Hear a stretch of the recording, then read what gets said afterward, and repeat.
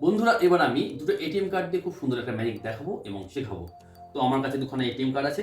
আমি জাস্ট এই এটিএম কার্ডটা একটু রাফ করলেই অর্থাৎ ঘষলেই এটা কিন্তু ম্যাগনেটে পরিণত হয়। কিরকম? জাস্ট আমি এটার কাছে নিয়ে গেলেই এটা দারুণভাবে একে অপরকে অ্যাট্রাক্ট করে। তো দেখলেন কি সুন্দরভাবে একটা এটিএম কার্ড আরেকটা এটিএম কার্ডের সঙ্গে কীভাবে আটকে গেছে। তো চলুন এবারে শিখে নিই।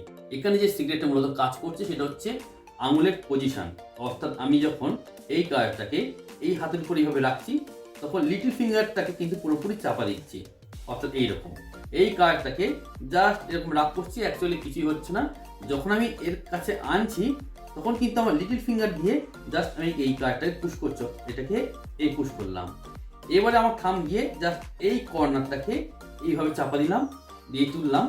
এবারে এইরকম জায়গায় পজিশনে আমি জাস্ট এটাকে এই নিয়ে এই টানছি, অর্থাৎ এই আনলাম, এই ছাড়লাম।